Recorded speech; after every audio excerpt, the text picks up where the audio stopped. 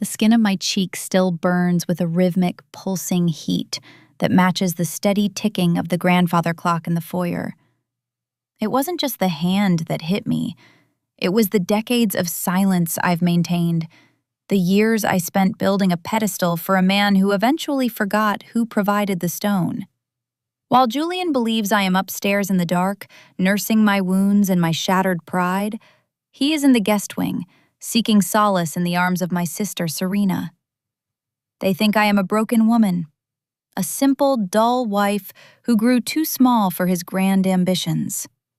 They have no idea that the very empire they are currently celebrating is a house of cards, and I am the one holding the flame. If you've ever felt invisible in your own home, or if you've stayed silent while those you love most betrayed you, please subscribe and like this video. Your support helps me tell the stories of women who refuse to be erased. Comment below with, "I need to know what happened," to help us reach more people who need to hear this. How far can a person go before the silence finally breaks? The dinner began with the sound of silver against porcelain, a sharp, clinical noise that always seemed to define our family meals. I sat at the head of the table, though I felt more like a ghost presiding over a feast for the living. Julian was at the other end, his posture commanding, his voice booming as he recounted his latest conquest in the boardroom. He was talking about the merger with the Holloway Group, a move that I had quietly orchestrated through a series of anonymous memos 3 months ago. To hear him tell it, it was a stroke of singular masculine genius. "It's about vision, Serena," Julian said, his eyes flicking toward my sister. She was sitting to his right, wearing a silk slip dress that was far too intimate for a family Tuesday. "Most people see the obstacles. I see the horizon."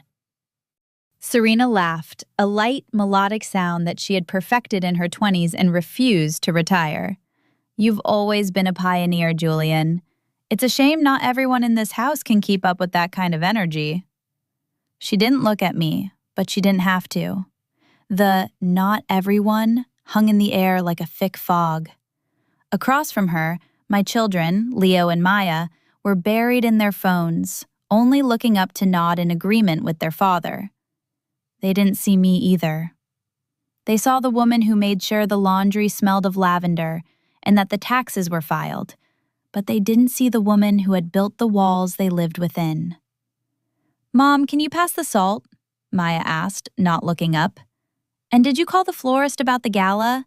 I told you the hydrangeas have to be the specific shade of periwinkle, not the cheap purple ones." "I took care of it, Maya," I said softly. My voice felt brittle, like old paper. "Good," she muttered. "I don't want to be embarrassed again like last year." Last year, the florist had made a mistake, and I had spent 4 hours in the cold morning air fixing the arrangements myself while Maya slept. She never knew. They never knew. The shift happened after the dessert was cleared. The children had retreated to their respective wings, leaving Julian, Serena, and me in the suffocating quiet of the dining room. I began to stack the plates, a task the maid usually did, but I found the manual labor grounding. It gave me a reason to keep my head down. "Leave it, Elena," Julian snapped. He had been drinking a heavy scotch, and the scent of it was starting to sharpen. "You look like a servant. Sit down. We need to talk about the quarterly distributions." I sat. I kept my hands folded in my lap, the posture of a student waiting for a reprimand. "The distributions are set, Julian.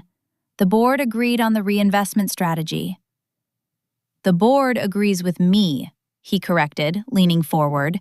His face was flushed. "I want to liquidate the offshore holding in the Cayman account.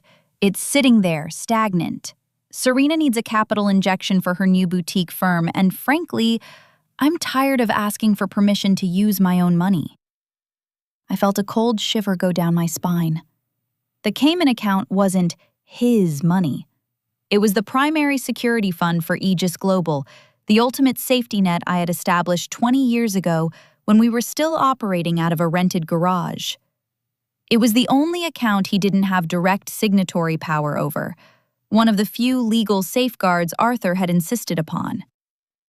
"That account is for the company's emergency reserves, Julian," I said, my voice steady despite the hammering of my heart. "It's not personal capital. And Serena's boutique, we've already invested 6 figures into her previous 3 ventures. None of them are solvent." The silence that followed was heavy. Serena's expression shifted from playful to a mask of cold, sharp resentment.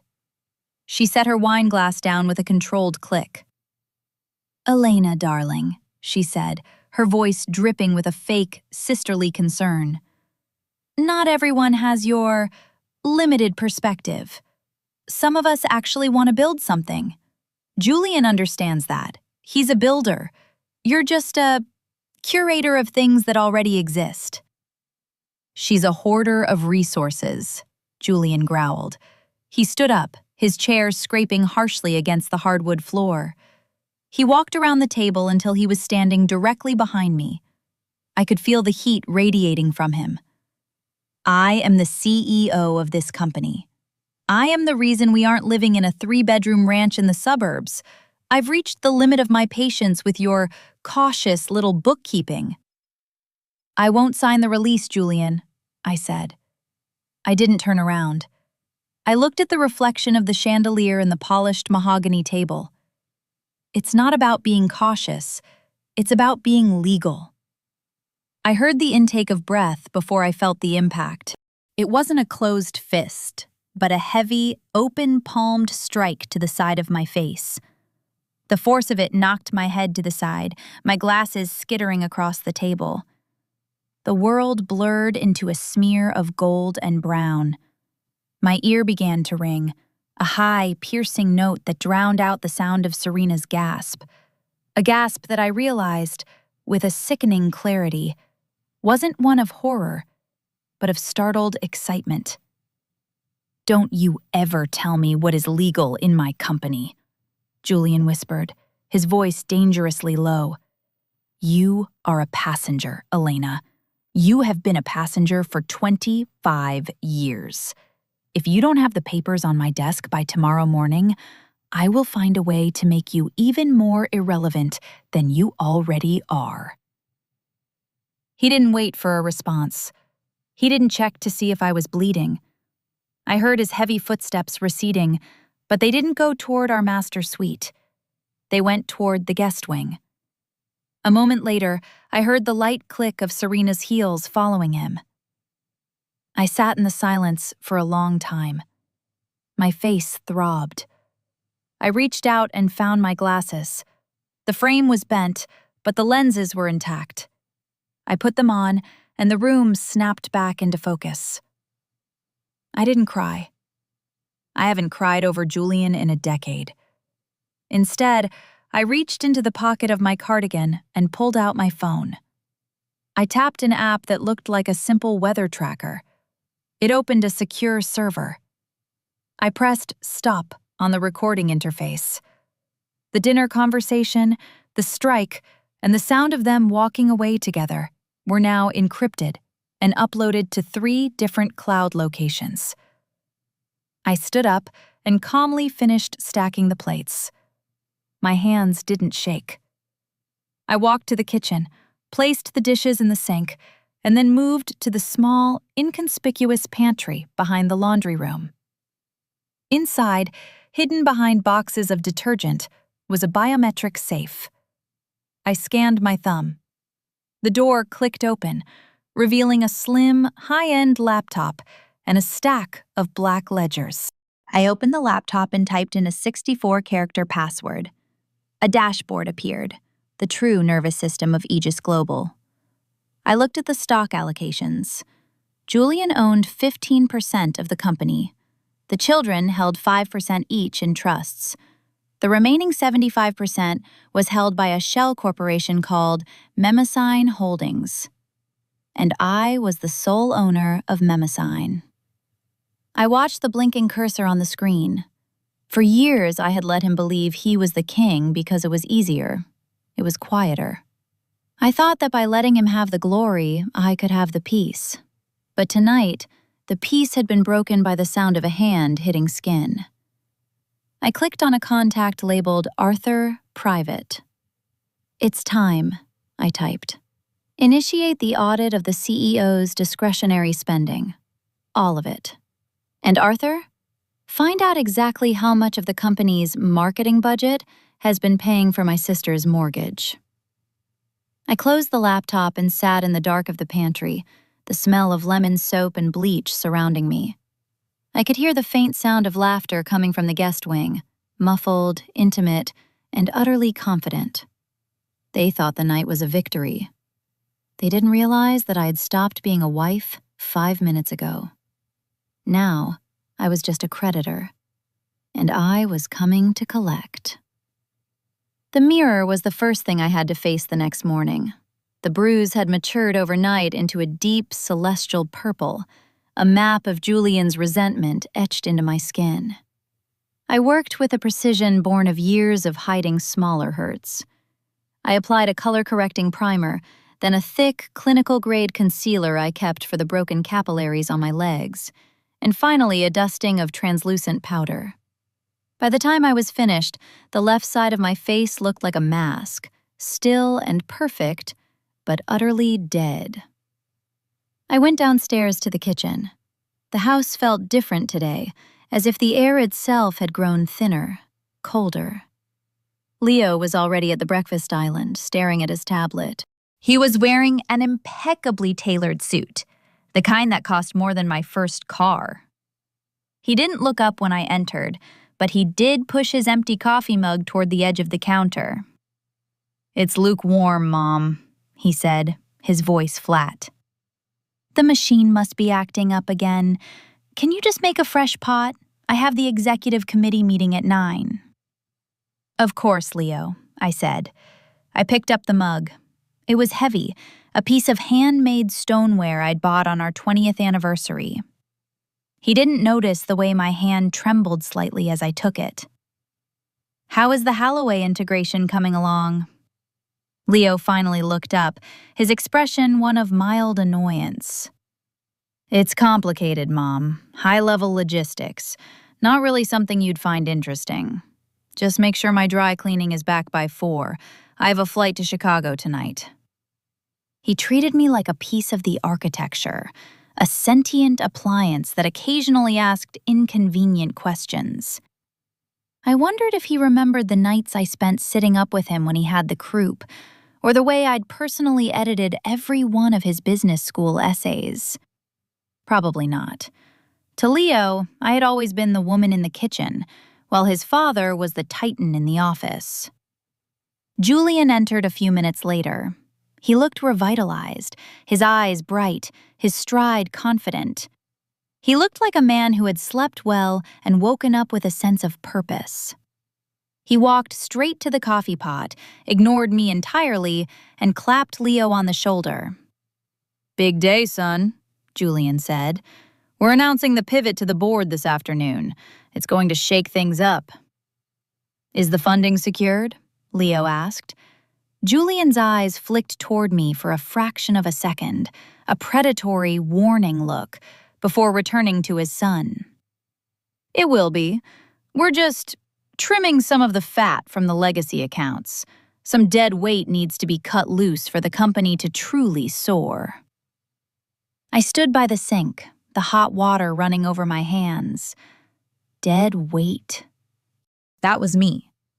That was the stability I provided. That was the 75% of the company he didn't know I controlled. He was talking about me as if I were a line item in a budget he intended to slash. The sound of Serena's laughter preceded her into the room. She was wearing a silk robe that I recognized. It was a gift Julian had given me 3 years ago, one I'd never worn because the lace felt too scratchy against my skin. On her, it looked effortless. She looked radiant, her hair perfectly tousled. "Good morning, everyone," she chirped, sliding into the seat next to Leo. She looked at me, her eyes scanning my face, searching for the crack in the makeup. "Elena, honey, you look a bit stiff this morning. Did you sleep all right? I thought I heard you moving around late last night." The subtext was a blade, aimed straight at my throat. She wanted me to know she'd heard the blow. She wanted me to know she knew where Julian had gone afterward. "I slept fine, Serena," I said, turning to face her fully. I kept my expression neutral, my voice a calm, steady lake. "The house is old. It makes noises."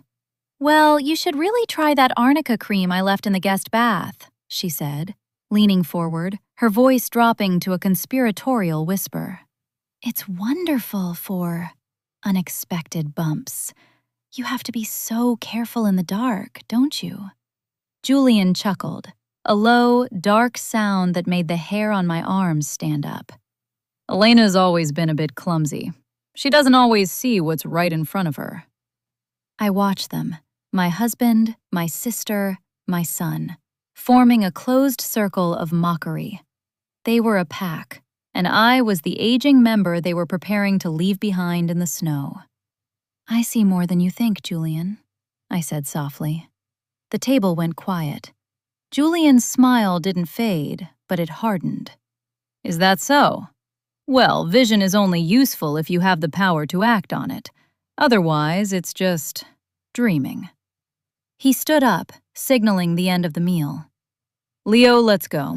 We have a lot to prepare before the 2 p.m. call." As they filed out, Serena lingered. She walked over to the counter and picked up an apple, turning it over in her manicured hands. "He's really excited about this new direction, Elena. You should try to be more supportive. A man like Julian, if he doesn't find support at home, he'll naturally look for it elsewhere. It's just physics." "Physics," I repeated. "And what does physics say about things that are built on a foundation of sand, Serena?" She laughed, a sharp, brittle sound. "It says they eventually sink. But don't worry, Julian and we're very good at swimming." She winked and sauntered out, the silk of my robe whispering against the floor. Once the house was empty, I went to my small office off the kitchen, the place where I kept the grocery lists and the social calendar. I locked the door and pulled a burner phone from a hidden compartment in my desk. I dialed a number I had memorized years ago. "Arthur," I said when he picked up. "I need the full transcript of the CEO's discretionary fund for the last 18 months. Specifically, look for payments made to Thorne Creative Consulting and any luxury real estate holdings in the North Shore area." "I already have some of it, Elena." Arthur's voice was grave. "It's worse than we thought. Julian isn't just siphoning marketing funds. He's been using company stock as collateral for personal loans to fund Serena's lifestyle and a private estate he purchased in her name 6 months ago. But there's something else." I closed my eyes, leaning my forehead against the cool wood of the desk. "Tell me." "He's filed a motion for an emergency board meeting this afternoon. He's going to propose a liquidity event, a massive sell-off of the Mimosini-held shares. He's claiming the holding company is an unresponsive legacy entity, and he's invoking a forgotten clause in the bylaws to force a buyback." "He's trying to seize the majority," I whispered. "He thinks Mimosini is a ghost," Arthur said. "He thinks he's fighting an empty chair. He has no idea he's about to walk into a room with the person who owns him." "Wait until the 2 p.m. call," I said, my voice cold and clear. "Let him make the proposal. Let him put it on the record. I want his betrayal documented in front of every board member. I want him to feel the height of his mountain before I take the ground out from under him." I hung up and looked out the window. The gardeners were trimming the hedges, making everything look neat and controlled. From the outside, we were the perfect American success story. Inside, the rot had reached the bone. I spent the next few hours meticulously organizing the house. I folded the laundry, I checked the pantry, I ensured the evening's dinner was prepped. I played the role of the invisible wife to perfection. But every time I passed a mirror, I looked at the bruise hidden under the makeup. It wasn't a wound anymore. It was a reminder of the price of my silence. At 1:55 p.m., I went into the library and sat at the large mahogany desk. I opened the laptop. The link for the board meeting was already active. I kept my camera off and my microphone muted. I watched as the tiles filled the screen. There was Julian, looking like a king in the boardroom. There was Leo, sitting behind him, looking proud. And there, in the corner of the frame, was Serena, sitting in the gallery, watching Julian with a look of hungry adoration. Julian cleared his throat, his eyes gleaming with the thrill of the kill. Thank you all for joining. Today, we address the stagnation of Aegis Global. Today, we remove the final obstacle to our future. He began his presentation, a masterful weave of lies and manipulation. I sat in the shadows of my library, a ghost in my own empire, waiting for the exact moment to speak. But as he reached the slide titled, "The Mamazani Dissolution," a notification popped up on my private phone. It was a text from an unknown number. I know who you are, Elena, and if you stop him today, the world will find out where the money really came from. I stared at the screen, my heart freezing in my chest. The glowing screen of the burner phone felt like a brand against my palm. I know who you are. I stared at the words until they blurred. My mind raced through a list of names. Arthur was the only living soul with the keys to the kingdom, and he was as loyal as a gargoyle. Was it a bluff? Or had I left a trail of breadcrumbs over the last 2 decades that I hadn't noticed? On the monitor, Julian was hit by a beam of afternoon light in the boardroom, looking every bit the conquering hero. Mamazani Holdings has been a stagnant wait for too long, he declared, his voice rich with feigned regret. As the acting CEO, I move that we bypass the traditional notice period for the buyback. We have the capital, we have the vision. The ghost shareholders have had their chance to speak. Their silence is their consent. I reached for the microphone icon. My finger hovered over the unmute button. One word would end this. One sentence, "I am Mamazani," would strip the floor from beneath his expensive Italian loafers. But I stopped. If I spoke now, I would reveal my hand before I knew who was holding the blackmail over me. The threat mentioned the origin of the money.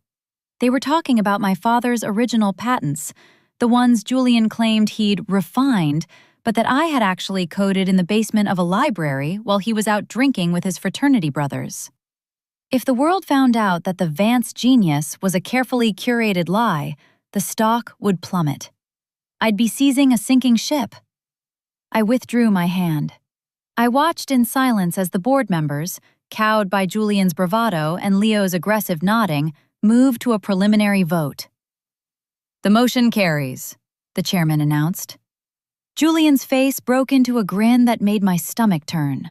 He looked toward the gallery where Serena sat, and the wink he gave her was so blatant it was an insult to the very air in the room. I shut the laptop. The library plunged into a heavy, dusty darkness. I was still sitting there when Maya burst in an hour later. She didn't knock. She never did. To her, every room in this house was hers, and I was merely a temporary occupant. "Mom, why are the lights off? It's depressing in here," she said, flicking the switch. The sudden glare made my eyes ache. She was holding a stack of bridal magazines. "Look, I need you to go down to the bridal boutique in the city tomorrow. I've picked out 3 dresses, but I need someone to check the beadwork. The last time they sent a sample, the pearls were loose." "I have a meeting with the accountant tomorrow, Maya," I said, my voice sounding distant even to myself. She rolled her eyes, dropping the magazines onto my desk, right on top of my private ledgers. "Can't you just move it? It's not like your accounts are actually doing anything. Dad says you just move numbers around to feel busy. This is my wedding, Mom. I only get one. I looked at the magazines, then up at my daughter. She had Julian's eyes, bright, sharp, and entirely focused on what the world owed her. "I'll see what I can do," I whispered. "Great. And wear something better than that cardigan, please. The girls at the boutique are total snobs. I don't want them thinking my mother is the housekeeper." She paused, her eyes narrowing as she looked at my face. "What's wrong with your cheek? Your makeup looks caked on. It's gross." "I had a reaction to a new cream," I said. "Typical," she muttered, turning to leave. "You're always so sensitive to everything. Just fix it before tomorrow." She left the door wide open. I spent the next 3 hours in a state of clinical detachment. I went to the laundry room. I began to sort the clothes. Julian's shirts, Leo's gym gear, Maya's silk delicates. And then, at the bottom of the hamper, a pair of lace stockings that didn't belong to me. They were Serena's. I held the thin black fabric in my hands. It felt like holding a snake. They didn't even care enough to hide it anymore. They were so certain of my obsolescence that they were leaving the evidence of their betrayal in my workspace, trusting that I would simply wash it away like everything else. The front door slammed.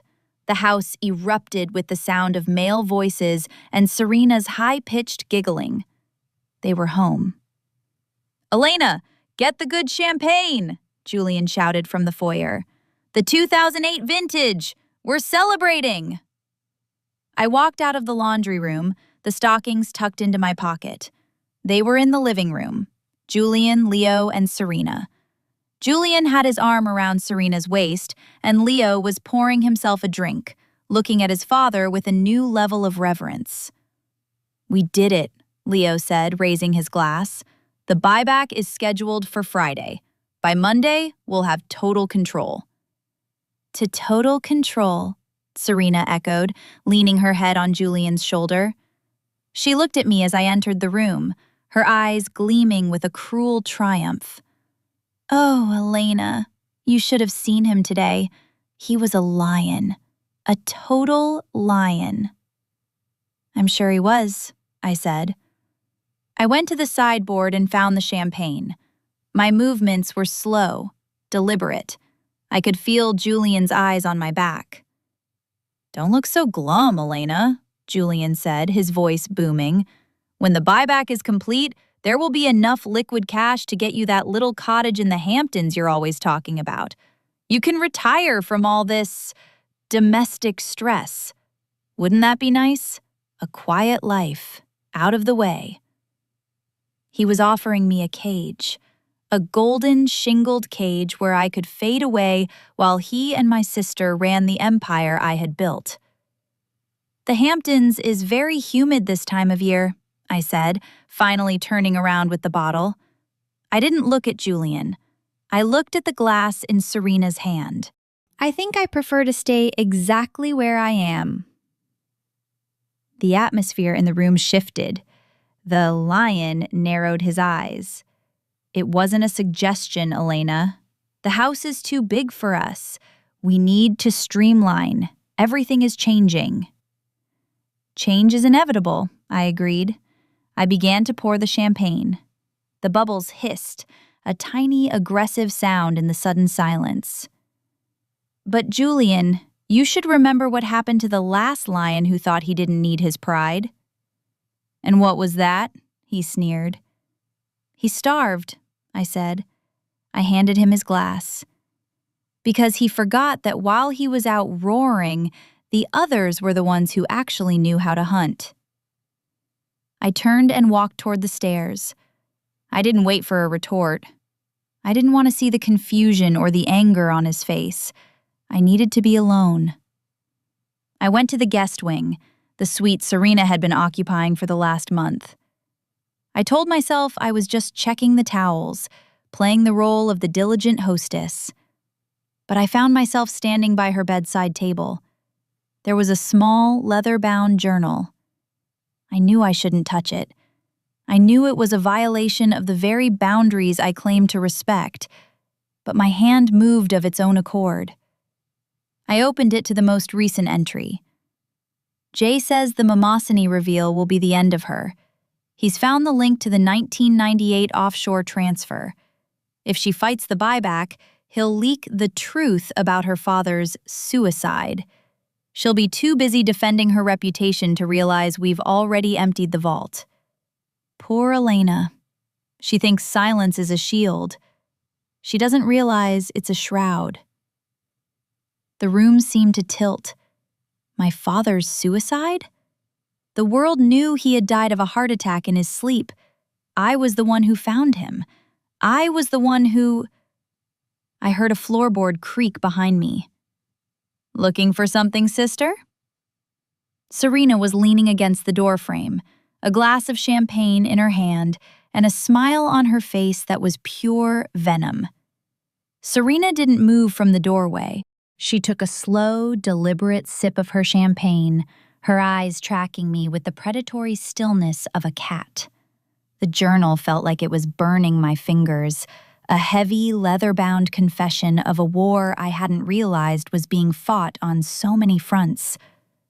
"It's rude to pry, Elena," she said, her voice a soft, dangerous purr.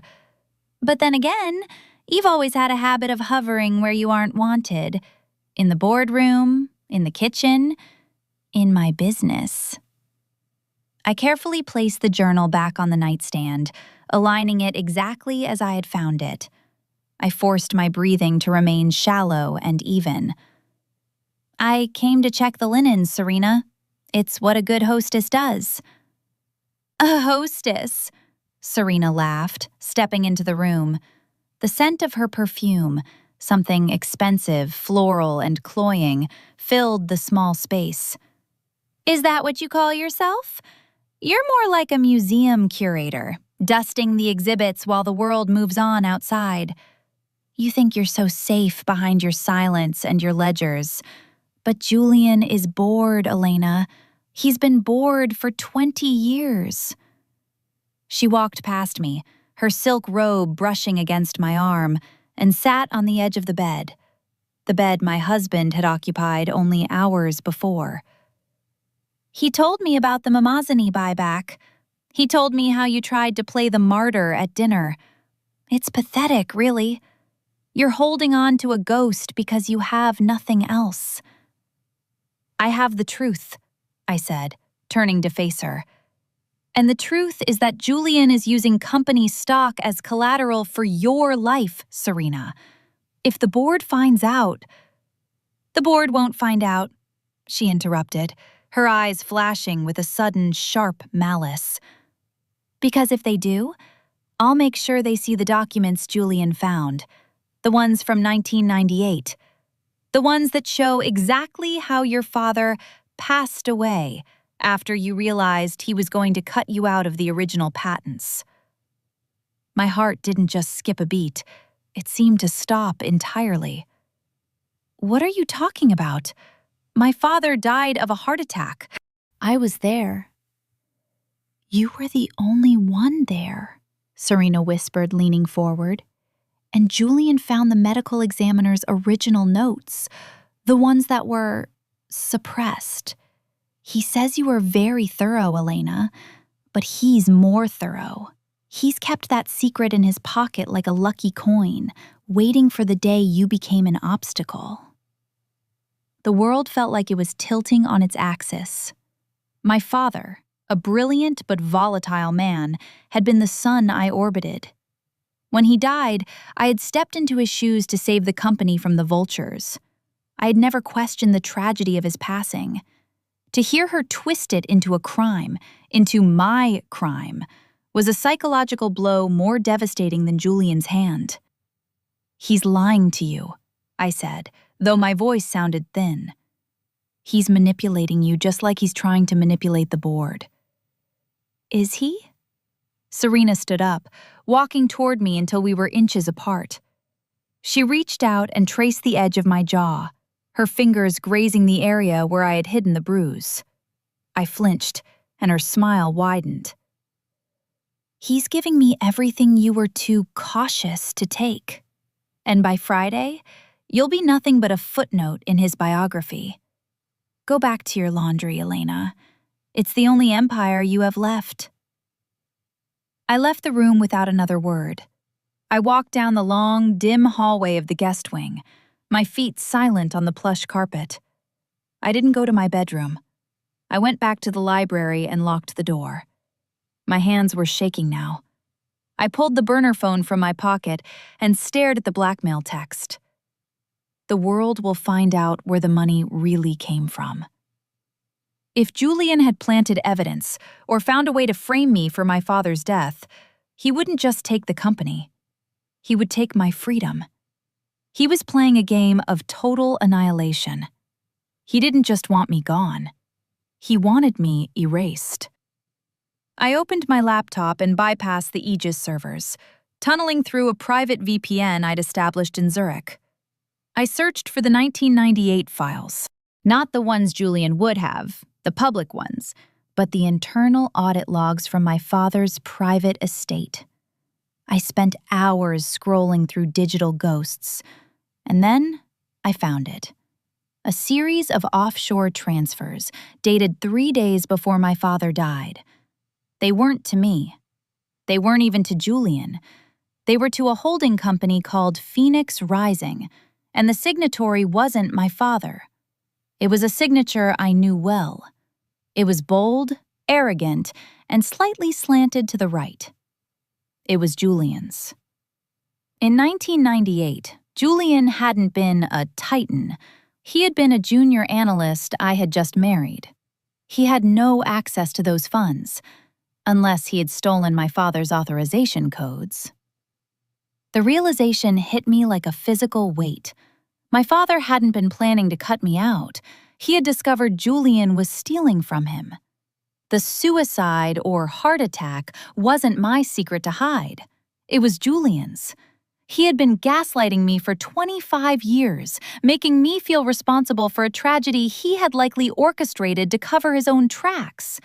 And now, he was using that very lie to blackmail me into giving up the last of my power. I heard the front door open. It was late, past midnight. Leo and Maya were back from whatever gala or club they had been haunting. I heard their voices in the foyer, loud and careless. "Did you see the look on Mom's face tonight?" Maya's voice drifted up the stairs. "She looked like she was about to cry over a bottle of champagne. God, she's so dramatic." "She's just out of her depth," Leo replied. "Dad's finally taking the reins. It's for the best. She can go live in that cottage and garden herself to death. She's been a ghost in this house for years anyway." "As long as she doesn't ruin the wedding theme," Maya added. "Serena said she'd help me with the seating chart tomorrow. She actually has taste." I sat in the dark, listening to my children plan a life that didn't include me, guided by the woman who was sleeping with their father. The exclusion was complete. I was no longer the heart of this family. I was a tenant they were waiting to evict. I picked up the phone and called Arthur. It was 2 a.m., but he answered on the second ring. "Elena?" "The 1998 files, Arthur. The Phoenix Rising account," I said, my voice cold and hard as diamond. "I need the original digital footprints. I don't care what it costs. I need the proof that Julian was the one who signed those transfers." "If we dig that up, Elena, it opens a murder investigation," Arthur cautioned. "It won't just be a corporate battle. It will be a circus." "Let it be a circus," I whispered, looking at my reflection in the dark window. The concealer had worn off, and the bruise was visible again, a dark mark of my own endurance. I've spent 25 years being the audience. It's time I became the ringmaster. "What about the buyback on Friday?" "Let him proceed," I said. "Let him think he's winning.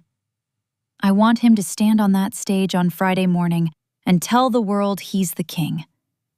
Because that's the moment I'm going to show them he's a thief." I hung up and walked to the window. In the distance, the city lights flickered. Somewhere out there was the empire Julian thought he owned. I looked down at the stockings still in my pocket, the black lace Serena had left for me to find. I pulled them out and walked to the fireplace. I struck a match and watched the delicate fabric shrivel and burn. The smell of melting nylon was bitter, but for the first time in years, I felt like I could breathe. I was no longer mourning my marriage. I was preparing for a funeral. The following morning, I woke to a sound that shouldn't have existed in my home. The smell of blueberry pancakes and the sound of Serena's laughter echoing from the kitchen. For 25 years, the kitchen had been my sanctuary, the quiet engine room of the Vance estate. I was the one who knew exactly how Leo liked his coffee. 3 beans of cardamom, no sugar, and exactly which tea Maya drank when she was feeling bloated. When I stepped into the light of the breakfast nook, the scene felt like a stage play where I had been replaced by an understudy. Serena was wearing one of my aprons, the vintage linen one my grandmother had given me. She was flipping pancakes with a practiced flair, while Julian sat at the head of the island, a newspaper in his hand, and a genuine smile on his face. Maya and Leo were there too, engaged in a conversation that stopped the moment I crossed the threshold. "Oh, Elena, you're up," Serena said, her voice bright and brittle. She didn't stop her task. "I thought I'd give you a break this morning. You looked so exhausted yesterday. I told Julian you just needed to sleep in and let the fun sister take over for a bit." "I see," I said. I stood at the edge of the room, my hands clasped in front of me. I felt like a guest who had overstayed her welcome. "The linen apron is quite delicate, Serena. The ties are fraying." "It's just an apron, Mom," Maya said, not looking up from her tablet. "Honestly, Serena's pancakes are actually light. Yours always feel like, I don't know, fuel. These feel like a treat." The casual cruelty of it, the dismissal of decades of nutrition and care as mere fuel, settled in my chest like lead. I watched Julian take a bite, nodding in approval. He didn't look at me. He hadn't looked at me since the strike. "Julian," I said softly, "the gardener needs to know if we're keeping the azaleas in the west garden. They're starting to root rot." Julian sighed, a long, theatrical sound of a man burdened by trivialities. "Ask Serena, Elena. She's helping Maya with the wedding aesthetic. If the west garden doesn't fit the vision, pull them out. I don't have time for shrubbery today." "But the azaleas were my father's favorite," I started. "And your father has been dead for 25 years, Julian snapped, finally meeting my eyes. His gaze was cold, clinical. "The world moves on, Elena. You should try it sometime. Serena, do we have more of that syrup?" I stood there for a moment longer, waiting for one of my children to see me, to see the way I was being systematically erased from the very domestic life I had curated for them. But Leo was discussing logistics with Julian, and Maya was showing Serena a photo of a centerpiece. The circle was closed. I turned and walked out. I didn't go to the library this time. I went to the laundry room and began to fold the napkins for the evening meal. It was a repetitive, mindless task, but it kept my hands busy while my mind began to dismantle Julian's life. Later that afternoon, the exclusion moved from the kitchen to the heart of the home. I was in the hallway when I saw the movers. They were carrying a heavy, velvet-lined crate toward the guest wing. "What is this?" I asked the lead mover. "Orders from Mr. Vance, ma'am," the man said, checking his clipboard. "Moving the archival paintings from the library to the new suite." The library is my office, I said, my voice rising slightly. Not anymore, Elena, Julian said, appearing from the top of the stairs. He was holding a glass of sparkling water, looking down at me. I've decided to convert the library into a private lounge for Serena. She needs a space to work on the wedding plans, and frankly, you rarely use the desk for anything other than grocery lists. You can move your things to the small sunroom off the pantry. The sunroom was a drafty, glass-walled box that we used for storing muddy boots and old magazines. You're moving my father's desk? I asked. My voice was a whisper now.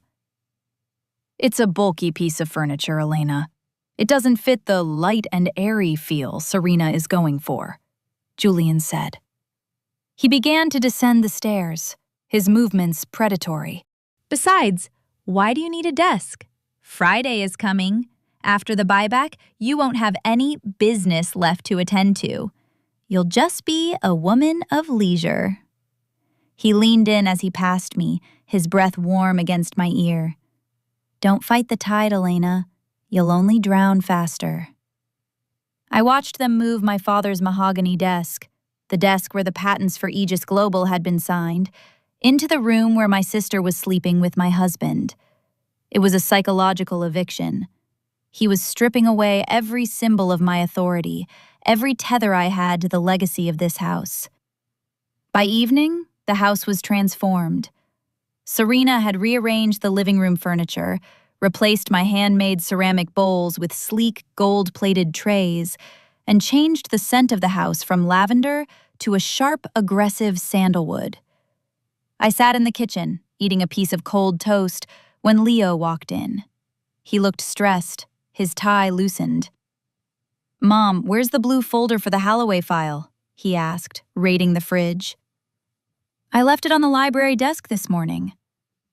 I don't know, Leo, I said. Your father had the library cleared out today. You might want to check the guest wing. Damn it, he muttered. Everything's a mess.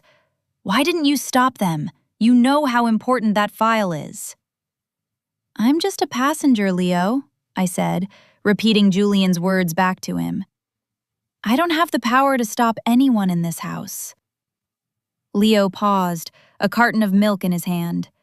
He looked at me for a fleeting second, really looked at me, and for a moment, I saw a flicker of the boy he used to be. A boy who used to come to me when he had a nightmare. You look different, Mom, he said. Are you okay? You're very quiet today. I've always been quiet, Leo, I said. You just haven't been listening. The moment broke as Serena's voice called out from the living room. Leo, Julian wants to show you the new renderings for the Chicago terminal. Leo's eyes hardened again. Right, coming. He turned away without another word. The neglect wasn't a sudden blow. It was a slow, agonizing cooling of the blood. I was becoming a ghost before I was even dead. That night, I waited until the house was silent. I didn't go to the sunroom. I went to the basement, the one place Julian never visited because he found it unrefined. Behind a false wall in the wine cellar sat a server rack I had installed 3 years ago, completely independent of the house's Wi-Fi. I logged in. Arthur had sent the files. The 1998 Phoenix Rising transfers were there, but there was something more. Arthur had found a secondary digital footprint, a series of encrypted emails between Julian and a private medical consultant dated the week of my father's death. The subject line of the first email read, "Compound toxicity and myocardial infarction simulation." My breath caught. It wasn't just theft. It was a blueprint. As I scrolled through the data, a new notification appeared on my screen. It wasn't from Arthur. It was from the same unknown number that had blackmailed me. The lion thinks he's king, but the ghost is the one with the poison. Check the safe in the library, Elena. The one hidden behind the portrait of your father. 44-12-98. See what he kept. I stared at the numbers. 44 and 12 were the ages of my sister and me when the company went public. 98 was the year our lives ended. I realized then that I wasn't the only one watching this house. Someone else was inside the walls with us. I stood up, the cold air of the cellar biting through my sweater. I had to get into that library. I had to see what Julian had hidden behind the face of the man he had killed. But as I reached the top of the basement stairs, I saw the flicker of a flashlight in the hallway above. Someone was already there. The flashlight beam danced across the hallway floor, a cold, clinical eye searching the darkness. I stayed pressed against the basement door, my breath held until my lungs burned. The footsteps were light, rhythmic, the sound of someone who felt they had every right to be there. It was Serena. She wasn't looking for an intruder. She was pacing the library, which had been stripped of its books and soul over the course of a single afternoon. I watched through the crack in the door as she paused in front of the empty space where my father's desk had once stood. She ran a hand over the wall, her fingers tracing the faded rectangular patch where his portrait used to hang. She was looking for the safe. She didn't find it. After a few minutes of frustrated searching, she clicked off the light and retreated toward the guest wing. I waited for the click of her door before I moved. The house felt like a hollowed-out shell. In the moonlight, the living room looked like a graveyard of my memories. The gold trays Serena had brought in looked like funeral offerings. I climbed the stairs to the second floor, passing Maya's room. The door was ajar, and the light of her vanity mirror was still on. I stopped. I couldn't help myself. I stepped inside. Maya was asleep at her desk, her head resting on a pile of fabric swatches and seating charts. She looked so much like me at that age, the same high cheekbones, the same stubborn set to her jaw. But her hands, even in sleep, were clenched around a guest list where my name had been moved from the head table to a generic family table near the back of the room. I reached out to brush a stray hair from her forehead, but I stopped myself. The touch would be a lie. She didn't want my comfort. She wanted my compliance. I saw a note scrawled in the margin of her planner. Ask Serena about the champagne. Mom's taste is too traditional. Needs something modern. The word traditional was a euphemism for boring, for obsolete. I backed out of the room, the silence of the hallway weighing on me like a physical burden. I was being edited out of my daughter's future, one modern choice at a time. The next morning, the exclusion became a matter of public record. I was in the sunroom, my new office, attempting to organize my personal files on a folding card table. The room was freezing, the glass walls offering no insulation against the damp morning air. I heard the gravel crunch in the driveway. A black sedan had arrived. I walked to the front window. Julian was standing on the porch, shaking hands with a man in a sharp charcoal suit. I recognized him. Silas Vane, a high-profile image consultant, known for handling messy corporate transitions. "Elena, there you are," Julian called out as I opened the door. He didn't invite me into the conversation. He spoke to me as if I were a neighbor he'd caught peering over a fence. "Silas is here to help us with the transition announcement. He'll be staying in the carriage house for the week." "A transition announcement?" I asked. "The buyback hasn't even happened yet, Julian." "Optics, Elena. It's all about optics," Silas said, giving me a practiced, soulless smile. "We need to frame the CEO's new direction as a visionary leap, and that means streamlining the family's public profile. We'll be focusing on Julian, Leo's rising star, and Maya's upcoming nuptials, a narrative of the new guard." "And where do I fit into this new guard narrative?" I asked. Julian stepped forward, his shadow falling over me. "You don't, Elena. That's the point. The public sees you as the anchor that's kept this company in the past. Silas suggests you take a sabbatical starting Friday, a quiet retreat for your health. It explains your absence from the board transition and the subsequent press circuit. For my health, I repeated. The lie was so smooth, so well oiled. They weren't just taking my money. They were gaslighting the entire world into believing I was too fragile to hold it. It's for the best, clicked. The safe was smaller than I expected. A digital keypad glowed blue in the dim light. I entered the code from the text, 441298. The lock whirred and disengaged. Inside, there was a single thick envelope and a small glass vial containing a clear liquid. I opened the envelope. It wasn't full of cash or stock certificates. It was a collection of photographs, surveillance shots. But they weren't of me. They were of Serena. They were dated 1998. In every photo, she was with a man whose face was obscured, but the location was unmistakable. The hospital where my father had died. And in one shot, she was handing over a thick manila envelope to a man in a lab coat. I turned the photo over. Scrawled on the back in Julian's handwriting was, "Insurance, if she ever tries to claim her half." He hadn't been protecting me from a secret about my father. He had been holding Serena's involvement in my father's death over her head.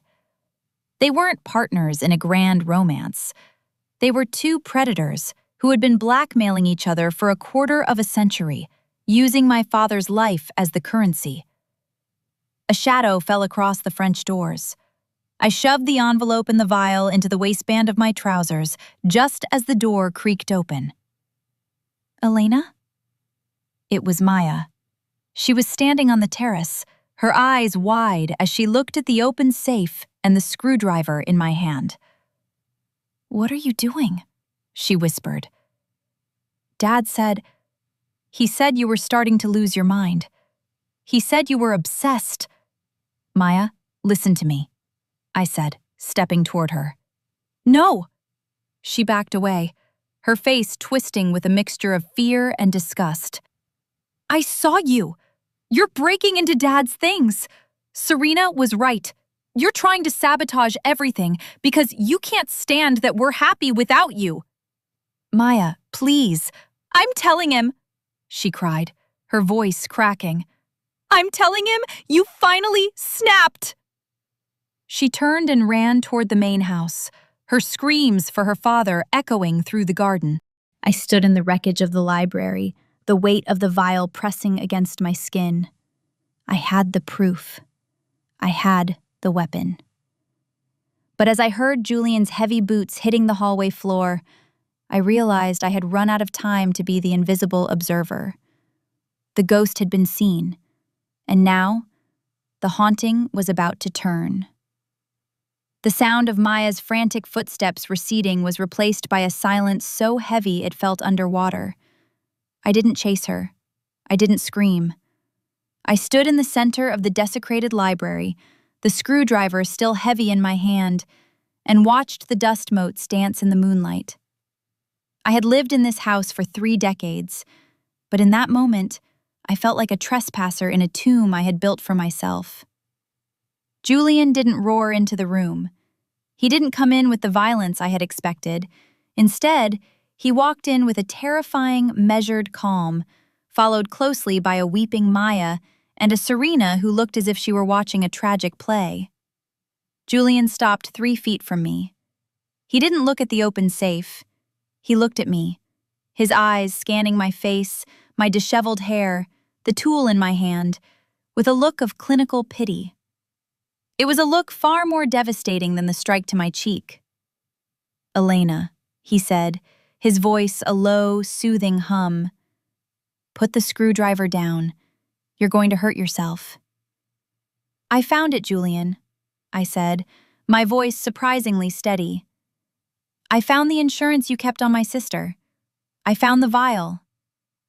Julian's expression didn't flicker. He didn't look surprised or guilty. He simply sighed, the sound of a father dealing with a difficult child. Maya, honey, go to your room. Leo is in the hall. Go stay with him for a moment. It's a lot for you to see. Mom, why?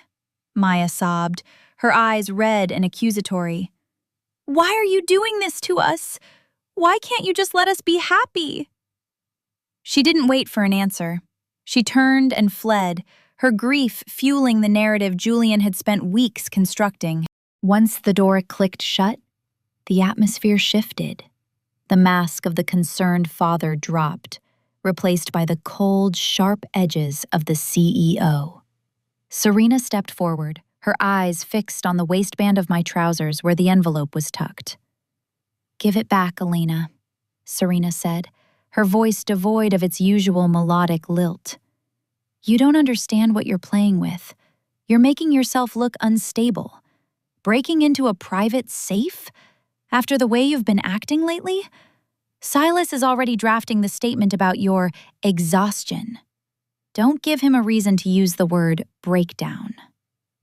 A breakdown? I let out a short, jagged laugh. Is that what we're calling the truth now? I have the photos, Serena. I know what you did in 1998. I know Julian was the one who recorded it. He's been holding a noose around your neck for 25 years, and you're still in his bed. Serena flinched, her gaze darting to Julian. For a split second, I saw the crack in their alliance, a flash of pure, unadulterated fear in her eyes. But Julian was faster. He stepped into my personal space, his hand coming up to gently, firmly take the screwdriver from my grip. I let him take it. I was too tired to fight for a piece of metal.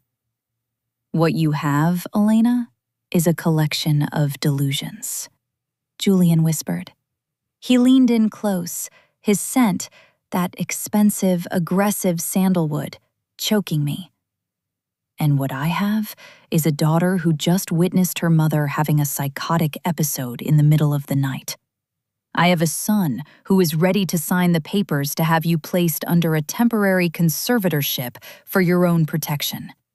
And I have a board of directors who will believe every word I say because I am the one who brings them profit. He reached out, his fingers grazing my waist, looking for the envelope. I stepped back, my spine hitting the cold mahogany of the desk. If you touch me again, Julian, the contents of this envelope go to the Attorney General's office tonight, I said. Arthur has the digital copies. If I don't check in with him every 2 hours, they are automatically released. It was a lie. Arthur was fast, but he didn't have the files yet. But Julian, the man of 1,000 secrets, couldn't take the risk. He stopped, his hand hovering in midair. You're playing a dangerous game, Elena, he said, his voice dropping to a hiss. You think you're the architect, but look around you. This house? It's mine. The children? They're mine. Even the air you breathe is paid for by my company. Our company, I corrected. Not for long, he sneered. Friday morning, the buyback. After that, you're just a woman with a very sad story that no one is going to listen to. He turned to Serena. Lock the library. She stays here tonight. We'll deal with the medical team in the morning. You can't keep me here, I said. I'm not keeping you here, darling, Julian said, walking toward the door. I'm protecting you. From yourself. Ask Maya. She'll tell anyone who asks that you were dangerous tonight. They left, and I heard the heavy thud of the deadbolt sliding home. The library, my father's library, had become my cell. I spent the night sitting on the floor, my back against the safe. I didn't try the door. I knew it was useless. Instead, I watched the moon crawl across the sky. The neglect had finally crystallized into something tangible. I was no longer being ignored. I was being quarantined. Around 3 a.m., my phone buzzed in my pocket. It was a text from the unknown number. The lion has locked the gate, but he forgot the ghost knows the secret passages. Check the ventilation duct behind the third shelf. There's a master key taped to the interior. Get to the carriage house. Silas isn't who you think he is. I stood up, my joints aching. I moved to the third shelf, shifting the heavy, leather-bound volumes of maritime law that hadn't been moved in decades. Behind them, a small silver grate was loose. I pried it open with my fingernails. There it was, a master key wrapped in a piece of yellowed masking tape. I looked at the key in the palm of my hand. The person helping me knew the layout of this house better than I did. They knew about the safe, the ducts, and the hidden keys. I unlocked the library door and slipped out into the darkened hallway. The house was silent, but it wasn't the silence of peace. It was the silence of a predator holding its breath. I bypassed the main stairs and took the servants' passage down to the mudroom. The air outside was biting, the fog rolling in from the coast like a shroud. I stayed in the shadows, moving toward the carriage house where Silas, the image consultant, was staying. If he was the key to Julian's new guard narrative, I needed to know what he was really here to do. As I approached the carriage house, I saw a light on in the upper window. I climbed the external wooden stairs, my heart hammering against my ribs. The door was slightly ajar. I peered through the crack. Silas was sitting at a desk, but he wasn't looking at press releases or branding strategies. He was staring at a wall of monitors. On those monitors were live feeds from every room in our house. I watched as he zoomed in on a camera hidden in the master bedroom. Julian and Serena were there, sitting on the edge of the bed, talking in hushed tones. But it was what Silas did next that made my blood run cold. He opened a file on his laptop labeled Vance, Final Disposition. Inside were scanned copies of my medical records, altered to show a history of early-onset dementia and violent tendencies. And beneath those were legal documents for a private care facility in a remote part of the state. Not a hospital, but a locked-down psychiatric ward. They weren't planning to let me go to the Hamptons. They were planning to disappear me. I turned to slip away, but my foot caught on a loose floorboard. The wood groaned, a sharp, loud crack in the stillness. Inside the room, Silas froze. He didn't look toward the door. He looked at one of the monitors, the one showing the external staircase. On the screen, I saw my own reflection, a ghost caught in the act of haunting. Silas slowly stood up and turned toward the door, a thin, clinical smile spreading across his face. "I wondered how long it would take for you to find the key, Elena," he said, his voice echoing the same cold rhythm as the blackmailer's texts. "Come in. We've been waiting for you."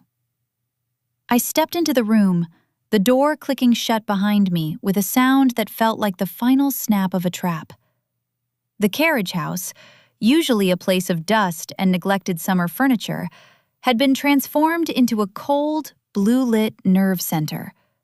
The monitors on the wall flickered with the intimate lives of my family. Maya sleeping fitfully, Julian pouring another drink in the study, Leo staring at a spreadsheet in the guest wing. Silas didn't move from his chair. He watched me with a terrifying neutrality, the kind of expression one reserves for a specimen under a microscope. "You were the one," I said, my voice barely a whisper. "The texts, the key, the blackmail. You're not here to help Julian." "Julian is a loud man with a short memory, Elena," Silas said, leaning back. The blue light of the monitors reflected in his glasses, masking his eyes. "He thinks he hired me to fix his image. In reality, I was hired to ensure the Mimosini transition happened without complications." But the more I watched this house, the more I realized that Julian isn't the one holding the cards. He's just the one shouting about them. "Who hired you?" I asked. Silas ignored the question, standing up and walking toward the monitor that showed my father's library. "Your husband is a thief, Elena. Your sister is a parasite. And your children are being raised as predators. But you've been a ghost for so long, I think you've forgotten that ghosts can walk through walls." He turned to me, his smile thin and sharp. "I sent you those messages because I wanted to see if you were still in there, if the woman who built Aegis Global was still alive, or if she had truly been replaced by the woman who folds the laundry." "You have a file on me," I said, pointing to the laptop. "A plan to put me in a locked facility? Was that your idea or Julian's?" "Julian's request, my execution," Silas replied. "He wants you gone by Monday. He's already paid the first 3 months of care at a facility called Blackwood. It's a very quiet place. No phones, no visitors, no lawyers. He's telling the children it's for your own safety, a late-onset psychological collapse brought on by the stress of the company's growth." The room seemed to shrink. I felt the vial in my waistband, cold and heavy. I thought of my father, dying alone while these two circled his legacy. "Why help me then?" I asked. "If you're being paid to erase me, why give me the key?" "Because Julian's check is only good if the company stays solvent," Silas said, stepping closer. "And Julian is about to burn the company to the ground to pay for Serena's lifestyle. I don't work for men who destroy assets. I work for the assets. Mimosity is the asset. You are the asset. I'm offering you a choice, Elena. You can go back to that house, let them drug you and carry you off to Blackwood, or you can use what's in that envelope and that vial to end this tomorrow morning." "The vial," I said, my hand instinctively moving toward it. "What is it?" "It's not poison, if that's what you're thinking," Silas said. "It's a sedative. The same one found in your father's system in 1998. The one Julian and Serena used to ensure he didn't wake up while they were transferring the patents. Julian kept it as a trophy, a reminder of his first win. If you present that vial along with the medical examiner's suppressed report, you don't just stop a buyback. You start a murder trial." I looked at the screens. I saw Julian and Serena on the master bed laughing. They looked so happy, so untroubled by the ghosts of 25 years ago. "I won't be a murderer," I whispered. "You don't have to be," Silas said. "You just have to be the one who stops being silent." I left the carriage house as the first gray light of dawn began to bleed into the fog. I didn't go back to the library.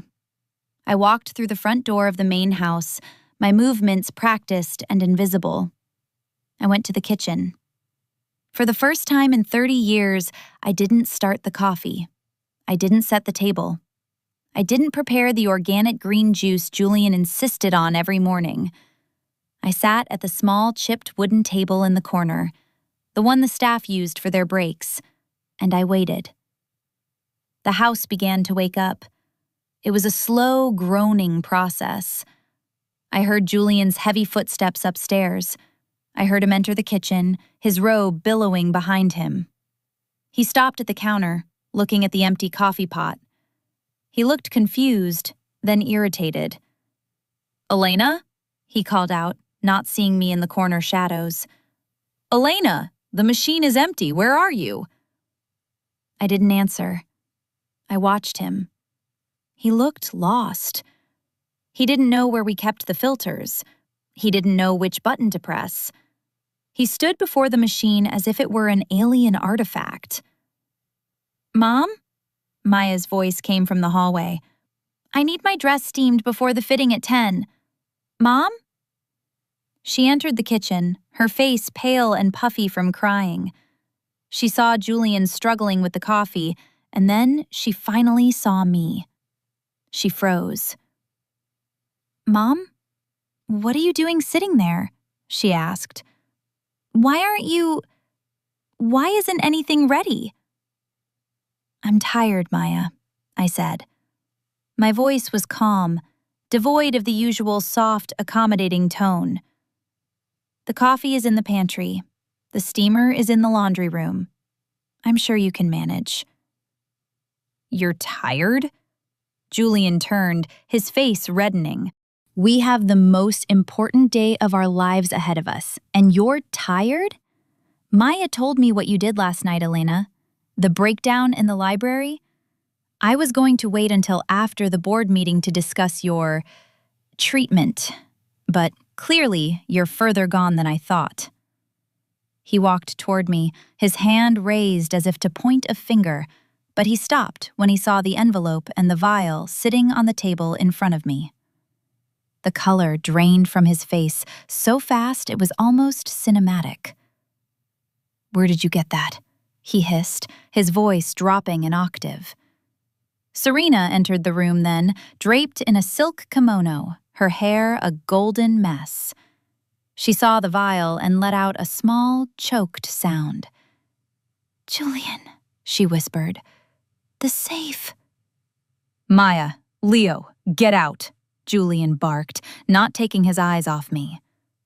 "But Dad," Leo had joined them, looking from the empty breakfast table to the vial with a confused frown. "Out! Now!" Julian roared. As my children retreated, looking back at me with a mixture of fear and growing realization that the power dynamic in the house had shifted, I felt a strange, cold peace. The dependency I had fostered, the way I had made myself the invisible glue of their lives, was starting to dissolve. They didn't even know how to make a pot of coffee, yet they thought they could run a multi-billion-dollar empire. "It's over, Julian," I said, pushing the vial toward the center of the table. "I know about the Phoenix Rising transfers. I know about the simulation emails. And I know Silas isn't working for you." Julian lunged for the vial, but I was faster. I swept it into my hand and stood up. "If you touch me, Silas releases the footage of you and Serena in the master bedroom discussing the Blackwood facility," I said. "He's been recording everything, Julian. Every word, every betrayal." "That traitor," Serena gasped, clutching her robe. "I told you we shouldn't have brought an outsider in." "You're the outsider, Serena," I said, looking at my sister. "You've been a guest in my home for 25 years, and today, your reservation is canceled." Julian was shaking, a vein pulsing in his forehead. He looked at the clock on the wall. 8 a.m. The board meeting was in 6 hours. "What do you want, Elena?" he asked, his voice trembling with a mixture of rage and desperation. "Money? The Hamptons? I'll give you whatever you want. Just give me that vial and tell Silas to delete the files." I looked at him. The man I had loved, the man I had built a pedestal for, the man who had struck me and called me a passenger. "I don't want your money, Julian," I said. "I want you to go upstairs and get dressed. We have a board meeting to attend. And you're going to introduce the real owner of Mamosini Holdings." I walked past them, the silence of the kitchen following me like a shadow. As I reached the door, I paused. "And Julian, figure out the coffee. You're going to need to be very, very awake today." I went to my room and closed the door. I sat on the edge of the bed and looked at my hands. They were steady. But as I reached for my phone to call Arthur, a new message appeared. It wasn't from Silas. It was a photo of Leo. He was standing in the driveway, talking to a man in a dark car I didn't recognize. The caption read, "The son knows more than the father. He's already made his own deal. Be careful, Elena. The lion isn't the only one who hunts. The boardroom was a cathedral of glass and cold ambition, perched 60 floors above a city that didn't care who fell. Julian stood at the head of the mahogany table, adjusting his silk tie in the reflection of the window. He looked every bit the Titan, his chest puffed out, his eyes gleaming with the desperate light of a man who believed a suit could hide a murderer's heart. Beside him sat Leo, his face a mask of strained composure. Leo had spent the morning avoiding my gaze, clutching his briefcase as if it contained his very soul. Maya and Serena were relegated to the observers' gallery at the back of the room. Serena looking pale behind her oversized sunglasses, and Maya looking confused, her world of wedding planners and floral arrangements suddenly colliding with the brutal mechanics of corporate warfare. "Thank you all for coming," Julian began, his voice projecting a false confidence that echoed off the minimalist walls. "Today, we finalize the Mimosini buyback. Today, Aegis Global becomes a truly private family legacy. We are trimming the shadows of the past to illuminate the future." The board members, 12 men and women who had grown rich on the back of my silence, nodded like clockwork toys.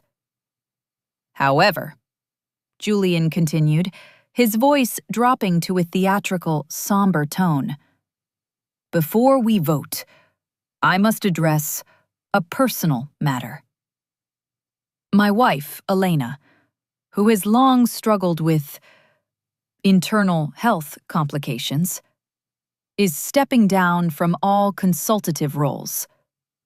We wish her a peaceful retirement at a private facility where she can receive the care she—" "I'm not retiring, Julian." My voice wasn't loud. It didn't need to be. The room went so silent I could hear the hum of the air filtration system. I stood up from my seat at the far end of the table, the seat they always gave me, the one furthest from the power. "Elena, sit down," Julian hissed, his smile twitching. "This is a board meeting, not a kitchen." I didn't sit. I walked toward the center of the table, my heels clicking with a steady, rhythmic finality. I pulled a slim, black remote from my pocket and pressed the button. The massive projection screen behind Julian flickered to life. It wasn't a slide about growth. It was a digital map of the company's ownership structure. At the very top, above Aegis Global, above Julian Vance, was a single entity, the Mimosini Trust. "Julian has spent years telling you that Mimosini is a stagnant legacy account," I said, looking at the board. "He's been trying to buy it back because he realized he doesn't actually own this company. He's been the CEO, yes, but he's always been an employee." I clicked the remote again. A document appeared, a birth certificate and a deed of trust dated 1998. The name on the beneficiary line wasn't Julian Vance. It wasn't even Elena Vance. It was the estate of Thomas Thorne, my father. And the sole executor was me. "Mom, what is this?" Leo stammered, standing up. "I made a deal with the Sterling Group to buy the shares. They said—" "The Sterling Group is a shell company I created 3 years ago, Leo," I said, looking at my son with a profound, aching pity. "You didn't sell your father out to a competitor. You sold him out to me. You traded your loyalty for a chair that was never yours to give." Julian's face went from pale to a terrifying, bruised purple. He lunged across the table, his hand reaching for my throat. "You bitch. You been playing us? In my own house? With my own money?" 2 security guards, Men Julian thought he had hired stepped forward and pinned him to the table. They didn't look at him. They looked at me, waiting for instructions. "It was never your money, Julian," I said, leaning down so my face was inches from his. "And it was never your house. I bought the mortgage through a holding company a decade ago.